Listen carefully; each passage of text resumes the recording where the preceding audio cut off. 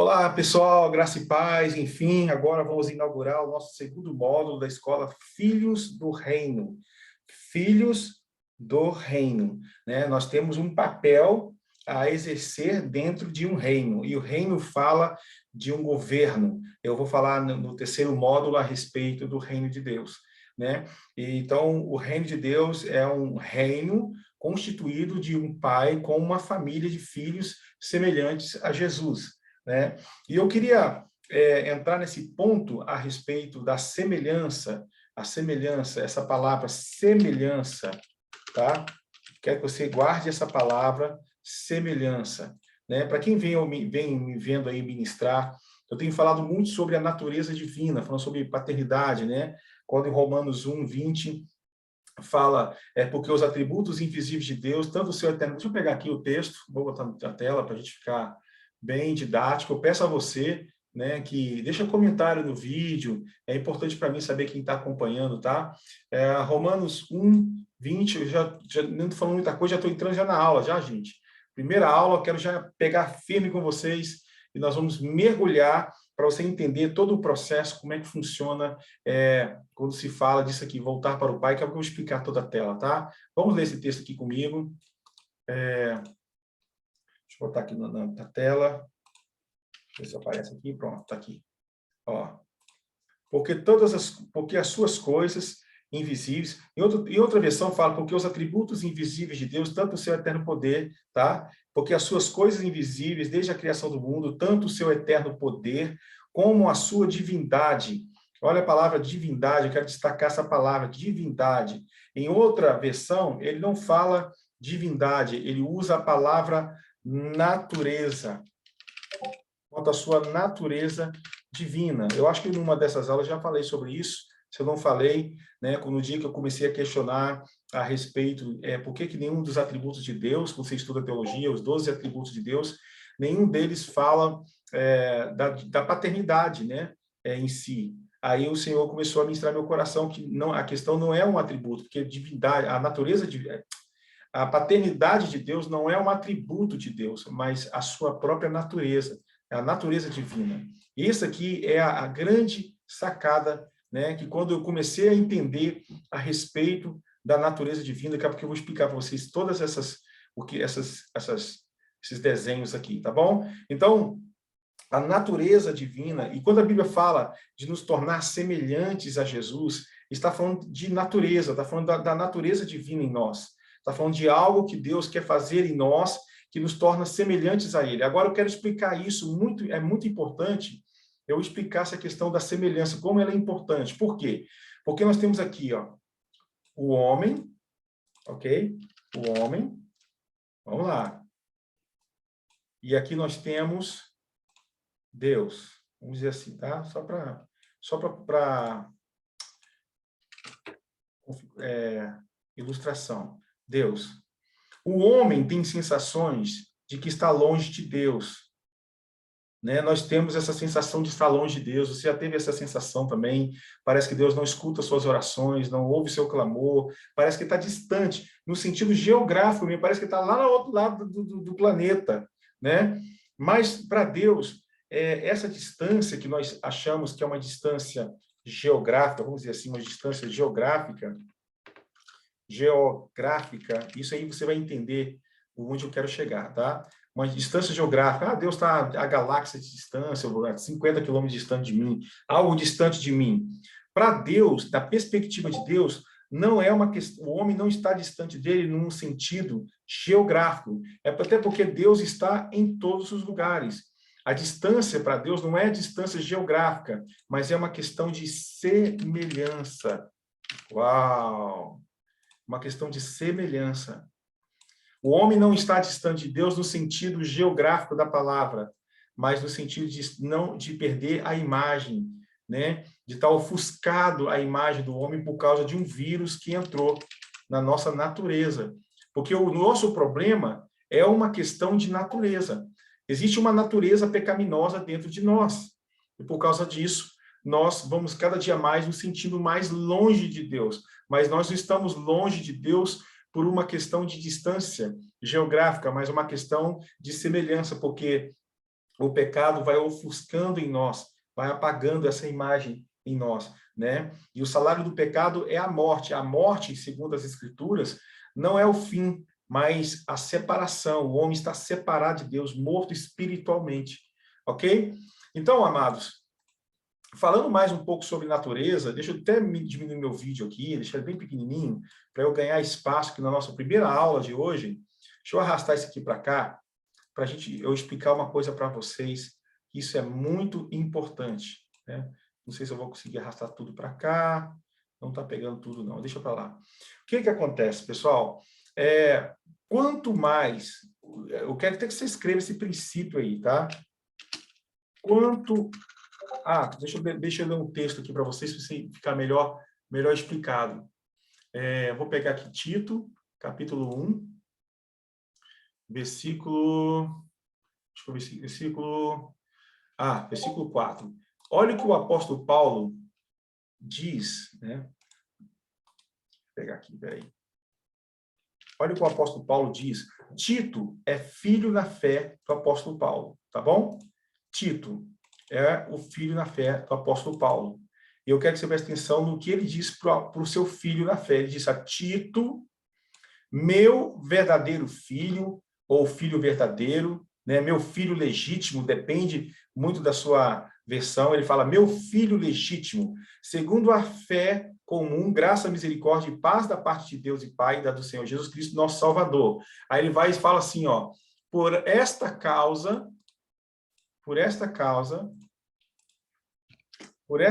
te deixei em Creta, para que pusesses em ordem as coisas que ainda restam.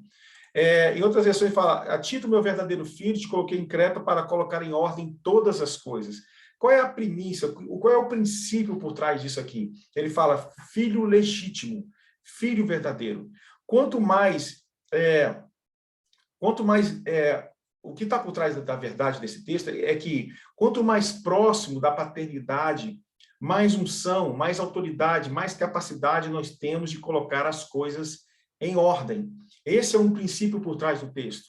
É que, como um filho legítimo, Tito tinha capacidade de colocar as coisas em ordem. Por isso, o seu pai na fé, chamado apóstolo Paulo, colocou ele em Creta, né? Porque quanto mais perto de paternidade, né, nós nos tornamos mais filhos legítimos, mais verdadeiros. Então, quanto mais próximo estivermos de paternidade, mais em ordem a nossa vida está. E o que está por trás disso também? Qual é a verdade por trás disso? É que quanto mais longe de paternidade, mais desordenado nossa vida fica, né? Isso está relacionado também à nossa alma, à nossa vida em si, né? Quanto mais próximo do ambiente de Deus, do ambiente de paternidade, mais em ordem a nossa vida está.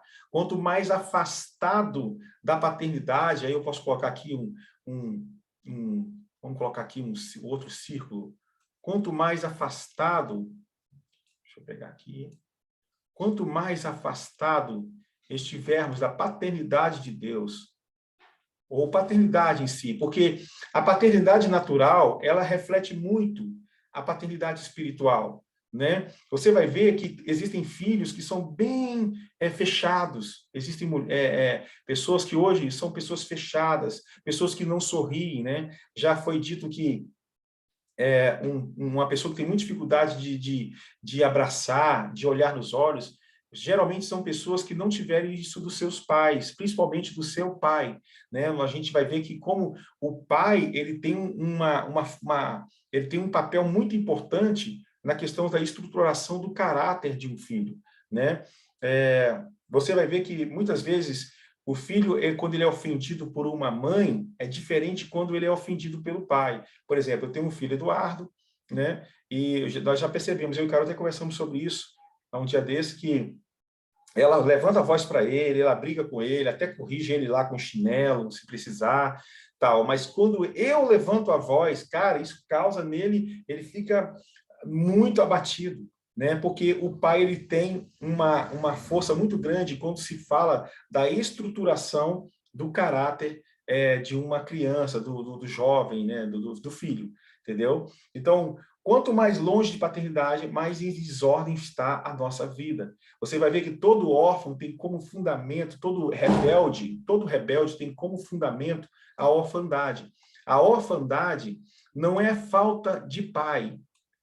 A orfandade é crise de paternidade, né? Eu vou explicar isso também.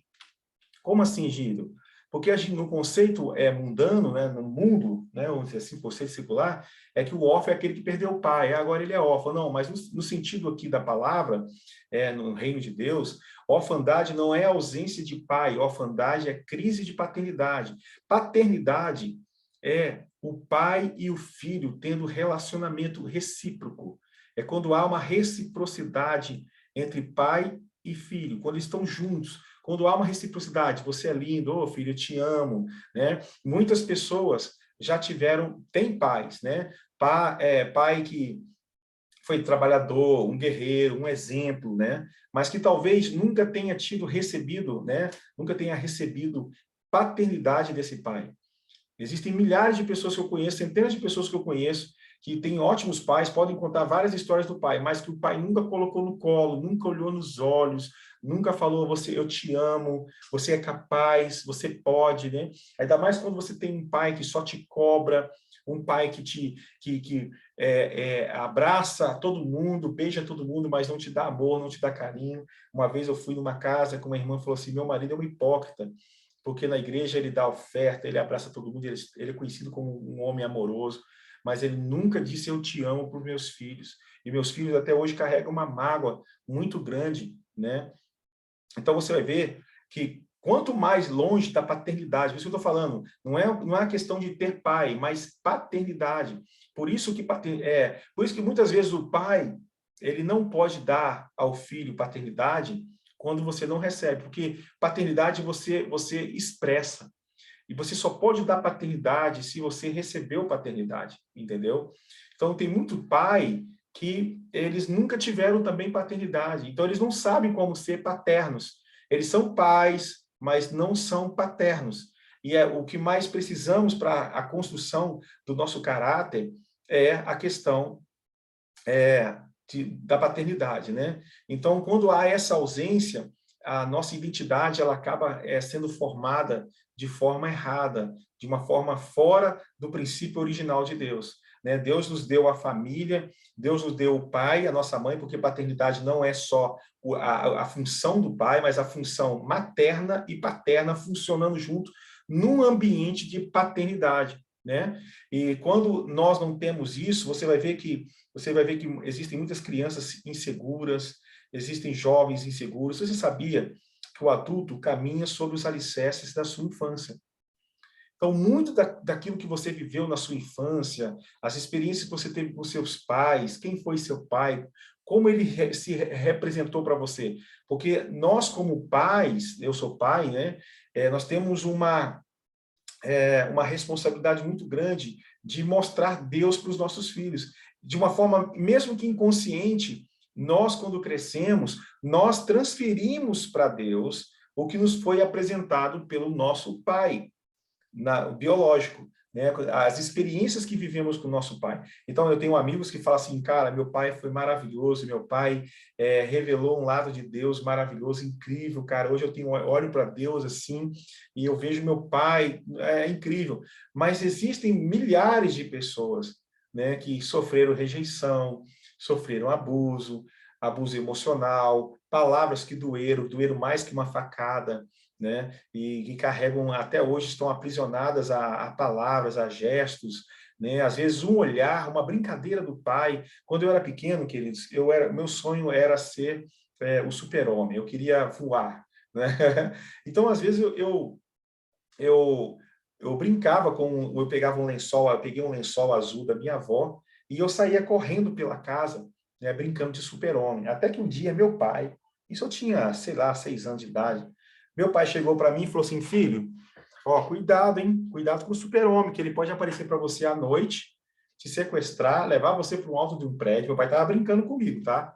Levar você para um alto de um prédio e jogar você lá de cima para você aprender a voar, tá? Cuidado, filho. Só que ele estava falando brincando, só que eu era uma criança.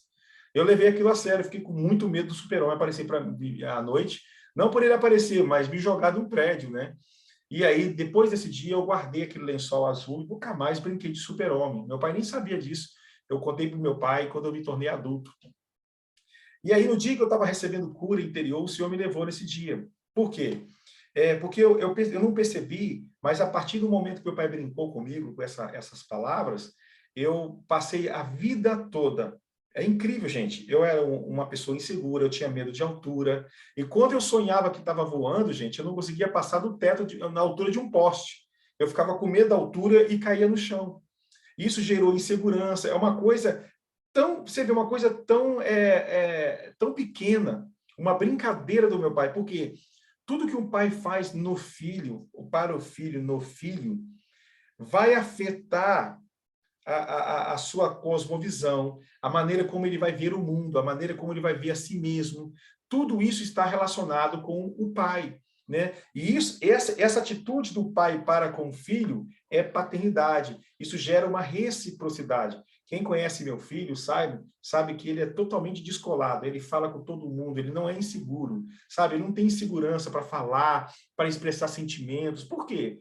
Porque a gente dá isso para ele, ele encontra aqui na nossa casa um lugar de misericórdia. Por exemplo, ele não tem dificuldade de abrir o coração para mim e para Carol, contar seus pecados, seus pensamentos, pode ser os pensamentos mais obscuros, ele não tem dificuldade, porque ele tem acesso a nós. Ele tem acesso ao nosso amor, tem acesso à nossa correção, ele sabe do nosso coração, porque aqui há paternidade, há uma reciprocidade.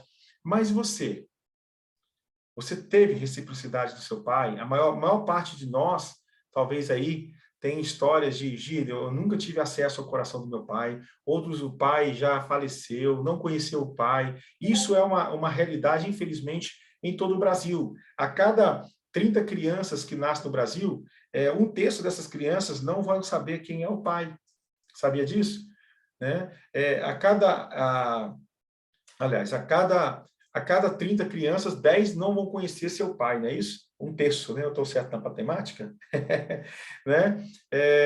E você vai ver que isso é uma realidade no Brasil e no mundo. Hoje você vê adolescentes já tendo filhos, né? Crianças que vão crescer sem conhecer o pai. Então, há um espírito de orfandade em nossa nação. Né? E essa questão da natureza é muito importante. E agora eu quero mostrar para vocês aqui algo até que eu nunca consegui falar no seminário, essa questão da natureza do pai. E antes de eu falar deixa eu falar da natureza do pai. Vocês estão vendo aqui uma chave? Eu desenhei uma chave, né? Lembre-se, Deus, ele não quer o que eu quero entender, você vai entender melhor. Eu gosto de ser bem claro nas palavras. Quando Jesus fala sobre eu vou para o Pai, né? E quando a Bíblia fala sobre voltar para o Pai, o que eu quero mostrar para vocês é que muitas vezes a gente pensa em voltar para o Pai no sentido de que Deus vai pegar eu aqui e me levar para lá, para Ele, como Ele estivesse distante de mim. Mas quando a Bíblia fala sobre voltarmos para o Pai, é muito mais que voltar fisicamente ou geograficamente, mas é no sentido de nos transformar de novo em filhos semelhantes a ele, ou filhos que possuem a sua natureza. Portanto, é tão verdade isso, que você vai ver que o Espírito Santo, eu já falei isso, o Espírito Santo é a vida de Deus, é a natureza de Deus. O Espírito de Deus, coloca aqui, o Espírito de Deus, né? É chamado de Espírito de adoção, né? Adoção é a vida de Deus, a vida de Deus, né? É a natureza divina, é o espírito de afiliação, né? É o Espírito Santo. E é interessante que você vai ver que a obra do Espírito, quer ver uma coisa? Olha só, quer ver? Vou pegar aqui a Bíblia, rapidinho, vamos para o livro de Gálatas. Deixa eu ver aqui se eu acho aqui rapidinho. Gálatas. Quer ver? Ó.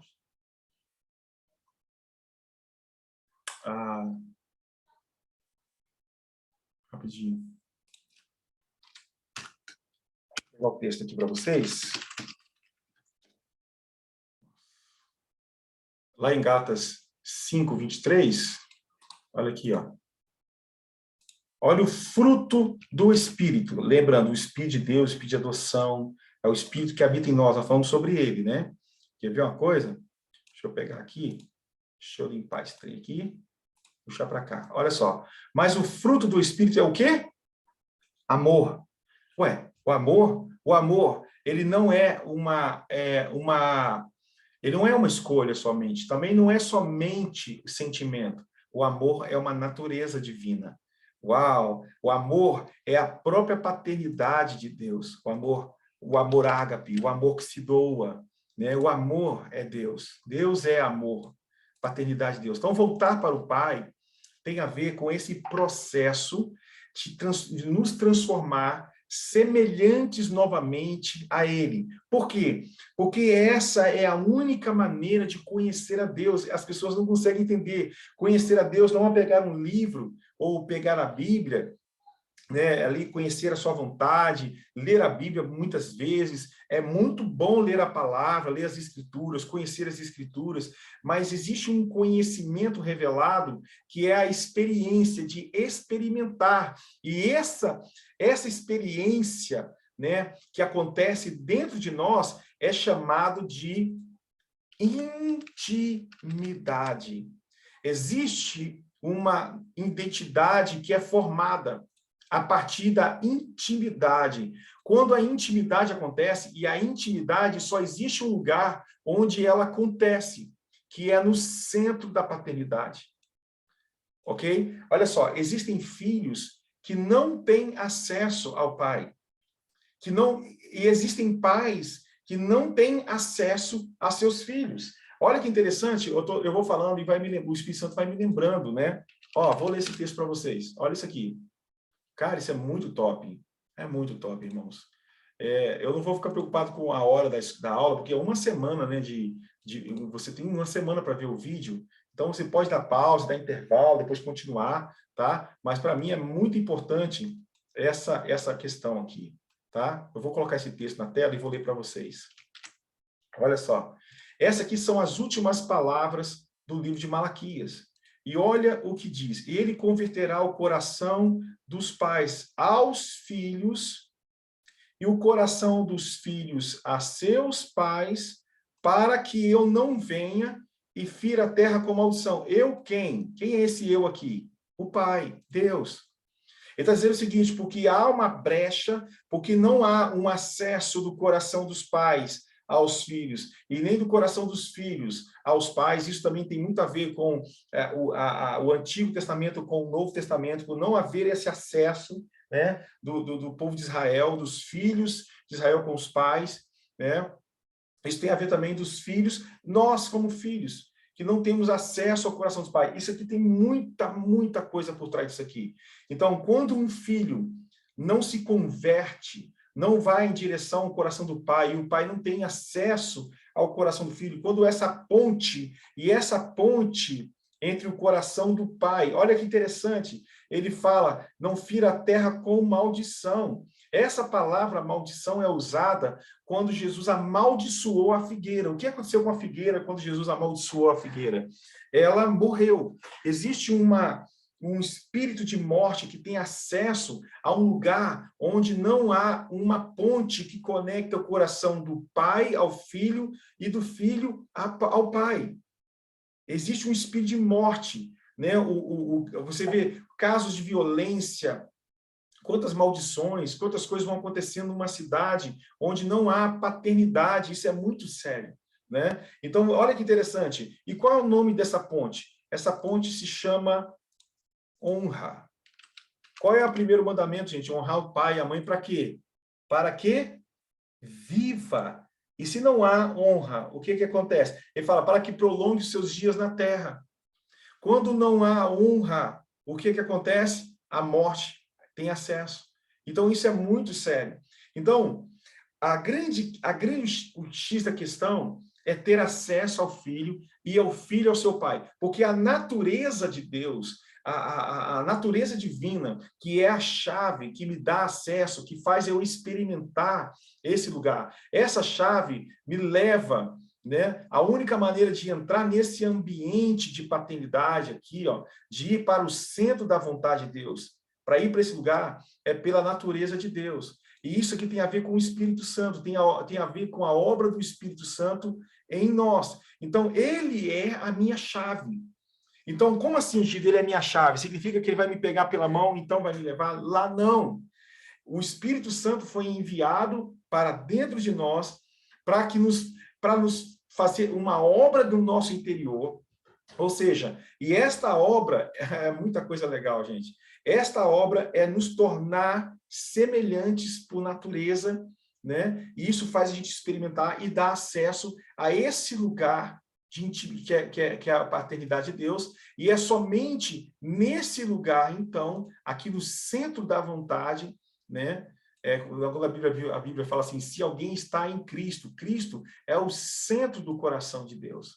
É quando você está no centro da vontade do coração de Deus, é que aqui, pela intimidade ou pela reciprocidade, o que é intimidade? É quando um tem acesso ao outro, a tal ponto deles se tornarem um.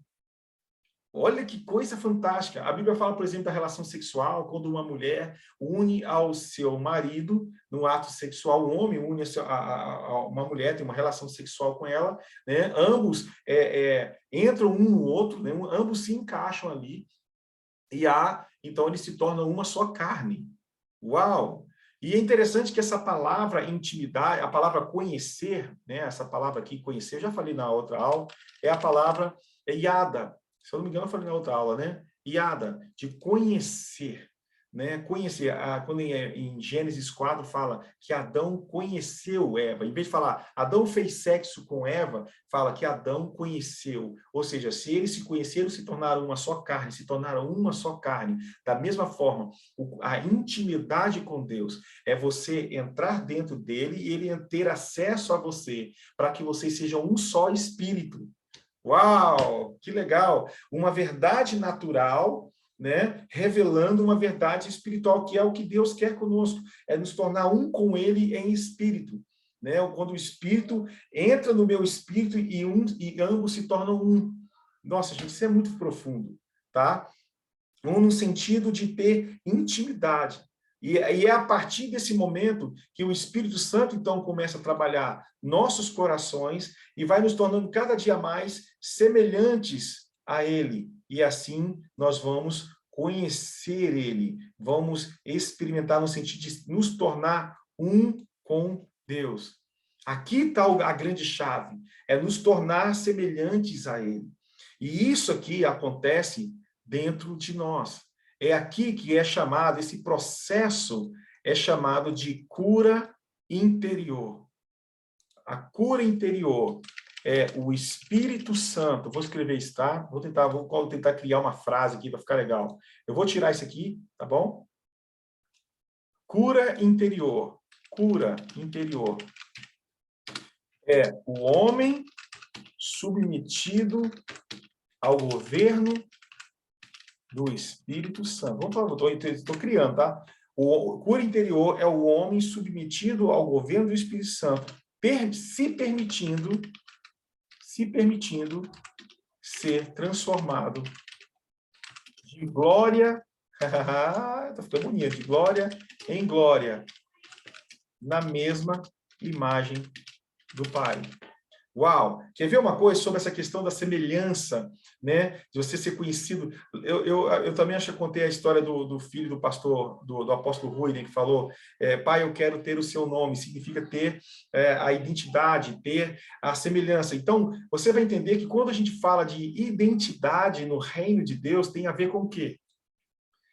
O que nos identifica? Né? A Bíblia fala que os discípulos seriam conhecidos porque tem um canal no YouTube, ou porque curam, ou porque transformam. Não, a Bíblia fala que seremos conhecidos por causa do amor. E o amor é o quê? É fruto do Espírito. Ou seja, o amor é a natureza de Deus em nós. Porque só o amor tem acesso ao amor. Uau! Só o amor pode acessar o amor. Deus é amor, e Deus também é Espírito, né? Então, só o amor pode acessar o amor. Então, ele precisa fazer algo em nós colocando a si mesmo em nós, para que nós tenhamos, então, acesso ao coração do Pai. E é só assim que, de fato, eu passo a conhecer a Deus. Jó disse, antes eu te conhecia de ouvir falar, mas agora eu posso te ver, contigo andar. Esse é um conhecimento que vem a partir do momento em que eu me permito ser transformado. Isso é cura interior. É Deus arrancando todos as sujeiras que ficaram na nossa alma, as rejeições, os traumas, as angústias, os espinhos, os machucados, e vai transformando a gente de dentro para fora. E é assim que, de fato, conhecemos a Deus. Você pode fazer parte de uma igreja evangélica há 40 anos e nunca ter conhecido a Deus, porque não é conhecer a Deus aqui, mas aqui, de dentro para fora. E é isso que as pessoas não entendem. Existem pessoas que vão para a igreja domingo após domingo, mas suas vidas não mudam. Eu quero mostrar uma coisa para vocês, antes de terminar essa aula. Eu preciso dizer para vocês que a minha vontade é continuar o assunto, e vou continuar, dá vontade de ficar dessa aula virar 5 horas de aula, né? Porque isso aqui é muito profundo para mim, é muito profundo. Deixa eu mostrar uma coisa para vocês aqui, vou pegar uns textos aqui, olha que interessante, deixa eu pegar aqui, vou colocar aqui, o filho, quando eu falo do filho, eu falo de Jesus, ok? O Pai, né? Deus, vamos colocar assim, Deus Pai, beleza? E é interessante, olha que coisa interessante, vou pegar um texto aqui e vou ler para vocês vão entender onde eu quero chegar.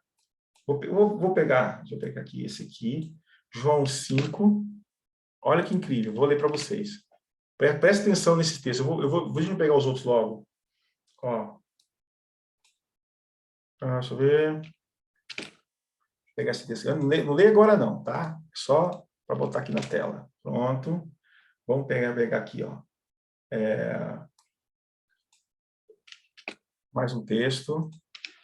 Gente, essa aula está ficando muito legal. Muito profundo isso, gente. Aqui. Olha, presta atenção nesse texto. Ok. Ok. Vou colocar isso aqui. Primeiro, olha o que Jesus disse no primeiro texto, tá? Ele diz, por mim mesmo, nada posso fazer conforme ouço, assim julgo, e o meu julgamento é justo porque não busco agradar a meu próprio desejo, mas satisfazer a vontade do Pai. Satisfazer a vontade do Pai. Uau! João 14:10. Não crês que eu estou no Pai e que o Pai está em mim? Tá vendo? Acesso. Estou no Pai. Ele não está dizendo estou com o Pai. Não. Não vês que estou no Pai. Essa questão de estar no Pai, isso é muito profundo. E que o Pai está em mim. Em João 17 fala, Pai, assim como eu estou em ti e que tu estás em mim, né? Eu quero que eles estejam em mim, porque essa é a vontade de Deus, é que nós estejamos nele, dentro dele. Lembra que eu desenhei para vocês, gente? Nós tomar que você consiga captar a mensagem, paternidade, né? Um ambiente, estar no Pai, assim como um filho quando está na barriga da mãe, o filho está na mãe e a mãe está nele, tá? Sendo ali, né, gerado. João 14, não cres que eu estou no Pai e que o Pai está em mim, as palavras que eu vos digo, não as digo em minha própria autoridade, mas o Pai que habita em mim, uau, realiza as suas obras. João 8:28, você não entendeu onde eu vou chegar. Então Jesus preveniu-os, quando tiverdes elevado o Filho do Homem, então sabereis que eu sou e que nada faço de mim mesmo, mas transmito tudo conforme o meu Pai me ensinou. Transmito tudo com o meu Pai. Existe um outro texto também, esse aqui eu chorei. Ó, eu gosto de internet, que aí, rapidinho, né? Vou pegar aqui. João 20, tá? João 20, mas vou ver se eu consigo aqui. Aqui, ó.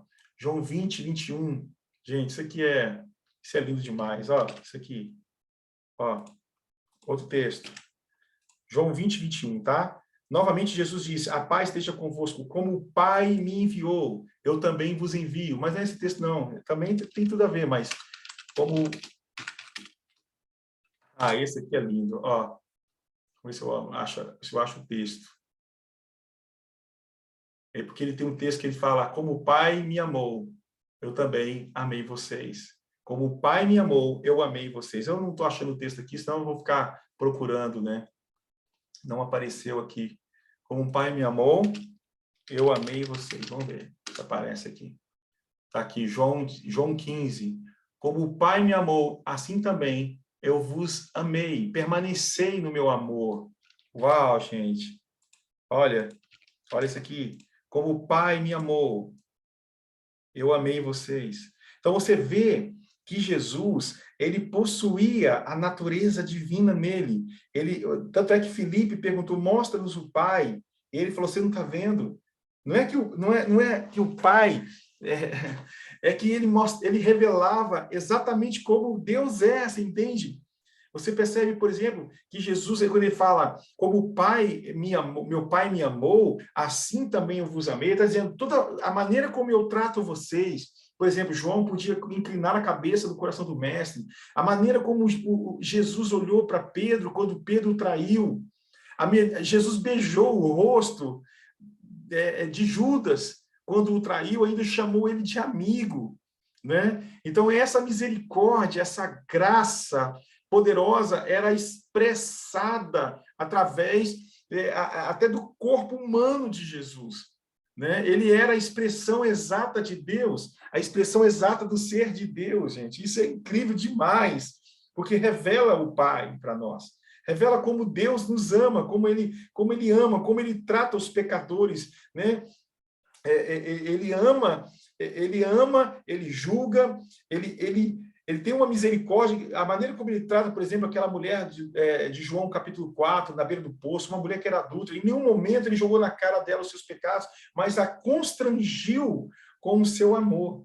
Isso é uma coisa incrível. Ele sentava na mesa, ele não se compactuava com o pecado de ninguém, lógico, não estava ali, mas querendo o tempo todo curar, querendo o tempo todo chamar para o perdão, chamar para a graça, chamar para a misericórdia, né? Ele era pesado com os pecadores, os religiosos, mas você vê que com os pecadores, ele tinha o tempo todo tentando trazer essas pessoas, não com vocês vão para o inferno, mas revelando a graça e a misericórdia do Pai para essas pessoas, tentando atraí-las, trazê-las de volta para o Pai. E, gente, isso é incrível. Agora, olha esse texto aqui. Chegou na parte que eu queria chegar, mostrar para vocês. Eu vou colocar 2 textos aqui e vamos comparar ambos os textos, tá bom? Opa, obrigado. Eu quero, mas a pilha tá ruim. Então, olha só que legal isso aqui, gente. Isso aqui é incrível, ó. Espera rapidinho, pegar aqui, ó. Vou comparar esses 2 textos aqui. Vou pegar um outro texto. Primeiro, vamos ler esse texto aqui. Ele fala, Jesus, íntima compaixão. Lucas 7, 11 e 15. Presta atenção. E aconteceu que no dia seguinte ele foi à cidade chamada Naim, e com ele iam muitos dos seus discípulos.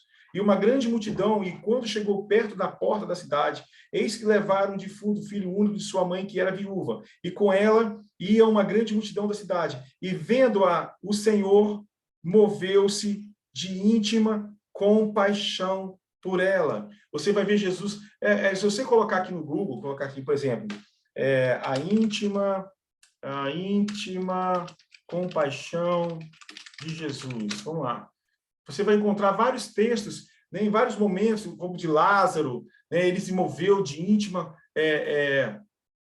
De uma íntima compaixão pelas pessoas, né? Quando fala, por exemplo, da parábola do filho do bom samaritano, diz que o bom samaritano, que é uma representação dele mesmo ali, foi tomado de uma íntima compaixão, entende? Agora, olha que interessante, quando Jesus conta a história de Lucas capítulo 15, e ele conta a história de um pai que tinha 2 filhos, presta atenção nisso aqui. Quer ver? Ó, Lucas 15, 20. Quando ele fala do pai. Olha isso aqui. E levantando-se foi para seu pai. E quando ainda estava longe, seu filho mais novo voltando para casa arrependido, viu o seu pai, ou seja, o pai estava olhando pela janela, sei lá, olhando de algum lugar, e quando viu o filho voltando, aí a Bíblia fala assim, ó, dessa forma aqui, ó, e moveu-se de íntima compaixão. Uau! Quem movia dessa forma? O filho. O filho. se movia da mesma forma que o Pai. Assim como o Pai me amou, eu amei vocês. Então, ele manifestava a natureza de Deus. Ele era um com Deus. Ele conhecia Deus. Ele era Deus e ele era um com Deus. Gente, isso é um negócio poderoso demais, gente. Que essa aula acabou ficando uma aula super aula, né? Isso é muito legal, cara. Eu acho muito isso aqui também lindo, ó, que o Paulo fala em 2 Coríntios. Aí eu vou te mostrar um outro texto para a gente fazer a comparação, tá? Aproveitando que eu já estou na vibe aqui, estou quase chorando. Olha aqui. Paulo diz, olha, 2 Coríntios 1, do 3 ao 5. Eu gosto muito dessa frase aqui que vou mostrar para vocês. Bendito seja Deus e Pai de nosso Senhor Jesus Cristo, o Pai das misericórdias. Uau, e o Deus de toda consolação, que nos consola em toda a nossa tribulação. Ele fala o Pai das misericórdias. Como o Pai, Jesus diz, como o Pai me amou, eu amei vocês. Por que que ele olhou para Judas e fala assim, em vez de falar assim, ah, seu filho de uma égua, por que você me traiu, homem? Não, ele olhou e chamou ele de amigo, porque ele é o Pai das misericórdias. Por que que ele olhou para Pedro, quando Pedro sentiu a maior culpa da vida, Lucas 22, quando ele traz Jesus, ele diz a Bíblia que ele olhou nos olhos de Pedro. Por que ele olhou daquela maneira? Não foi julgando, foi protegendo, tentando proteger o coração de Pedro, para não acontecer com ele o que aconteceu com Judas, para que a culpa não o matasse. Jesus o constrangeu, porque ele é o Pai das misericórdias. Como o Pai me amou, eu amei vocês. Porque ele tratou aquela mulher de João capítulo 8, em vez de apedrejá-la, disse, vai, não peques mais. Porque ele é o Pai da misericórdia, assim como o Pai me amou. Ele poderia expressar paternidade para as outras pessoas, porque ele tinha acesso ao Pai. Ele era um com o Pai. Meu Deus, eu vou chorar. Isso é incrível. A natureza divina em nós. A natureza de Deus é o Espírito de Deus. Eu quero chamar a atenção para vocês, porque essa é a chave da sua cura. O segredo da vida, irmãos, está em encontrar esse lugar em Deus. O lugar da misericórdia, o lugar da graça, da misericórdia de Deus. Uau, que coisa incrível. Vou até salvar isso aqui. Salvei aquela tela ali rapidinho. Então, agora eu vou lendo isso aqui. Lucas 15 conta a história de um pai que tinha 2 filhos, né? E aí, vou te mostrar uma coisa. Compare as duas situações. Agora vamos pegar aqui essa situação, Lucas 15, a partir do versículo 26. Já estou terminando, prometo. Olha isso aqui. Ó. Aqui é quando o filho mais novo volta, o pai mata o bezerro cevado, faz uma festa na casa. Está em Lucas 15, tá? Você já leu a parábola do filho pródigo, né? E aí ele vai falar assim, olha o que o texto diz, presta atenção. Deixa eu pegar de novo, entrar aqui. Né?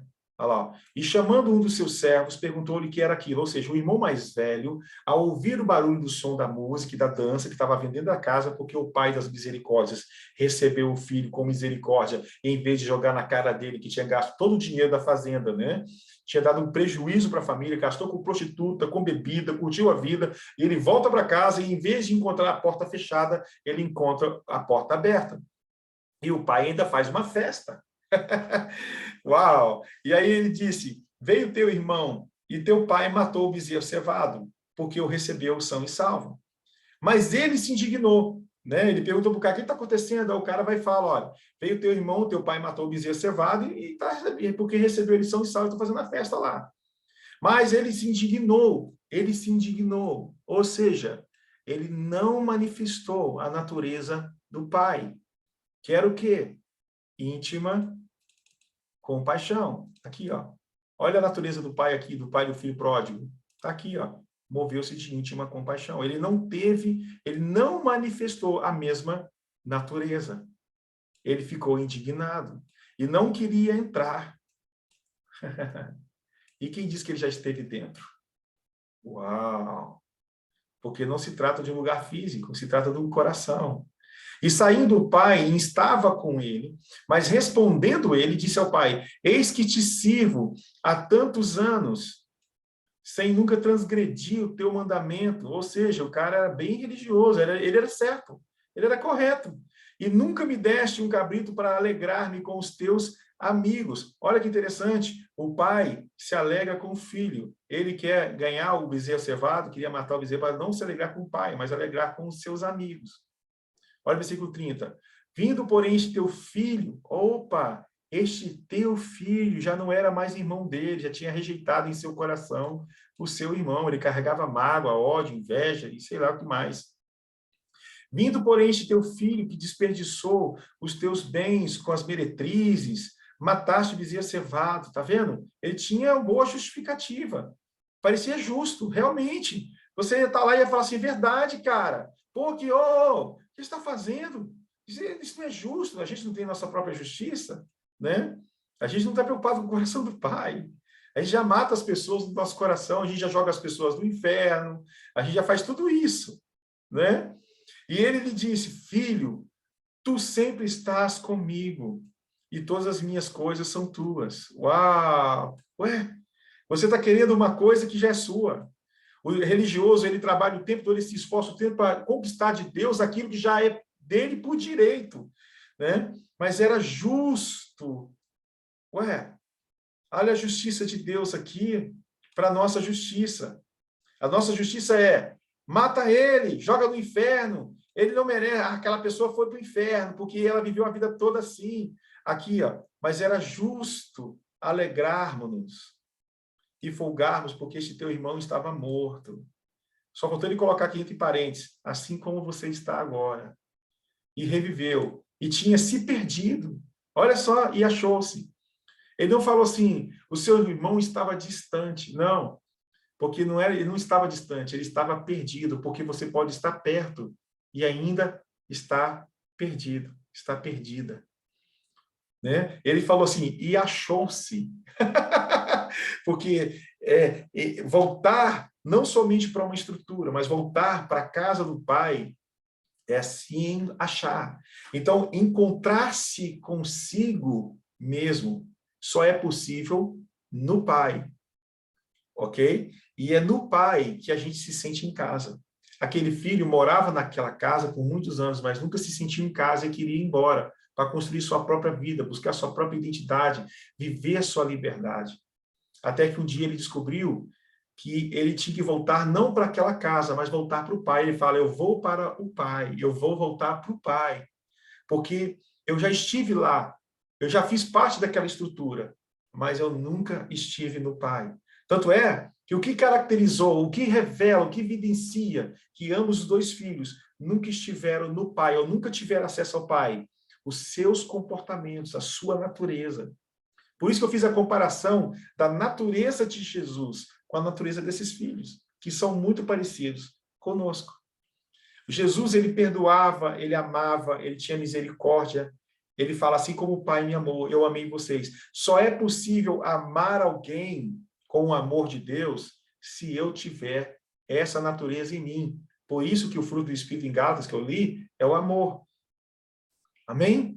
Então, isso é muito forte. Então, cura interior é todo esse processo em que a natureza divina trabalhando dentro de mim, porque ela é uma pessoa que trabalha dentro de mim para me curar e me transformar cada dia mais parecida com ela. Essa é a ideia de ter o nome dela, ter o nome de Deus, ter a natureza, me tornar semelhante a ele. E a partir daí é que eu passo a conhecê-lo. E para terminar, e agora eu estou chegando ao fim, é interessante uma coisa. Quem é pai, está me assistindo, ou mãe, está me assistindo aí, você sabe que quando você pegou sua criança no colo, eu fui buscar meu filho no hospital, a primeira vez que fui ver meu filho na maternidade lá, onde ele nasceu, aqui perto da minha casa, quando a menina colocou ele no meu colo, né, com aquela toalhinha no rosto, ali, pequenininho, bebezinho, quando eu tirei aquela toalha, irmãos, quando eu olhei para o meu filho, eu perdi as pernas, eu senti um amor incrível por ele. E foi a primeira vez ali, na hora que você vê o seu filho, você fala assim, agora eu sei o que meu pai ou minha mãe sentiu, ou sente por mim. Não é assim? Por quê?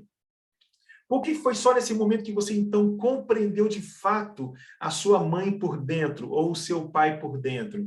É porque você se tornou, por natureza, igual a eles. Uau! Você se tornou pai. Você se tornou mãe. Agora, você tem uma nova perspectiva do filho.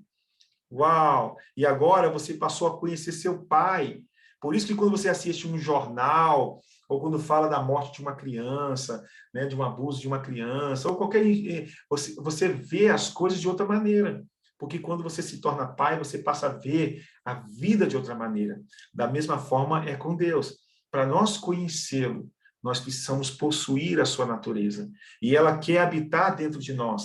Mas antes disso acontecer e fazer a obra que precisa fazer dentro de nós, ele precisa entrar nos quartos escuros da nossa alma, os lugares, as memórias, os lugares que mais doem, onde estão os espinhos, e ali fazer uma obra linda. E quanto mais ele vai arrancando e dando a si mesmo para nós, de fato, é que nós começamos, então, a conhecer a Deus na intimidade.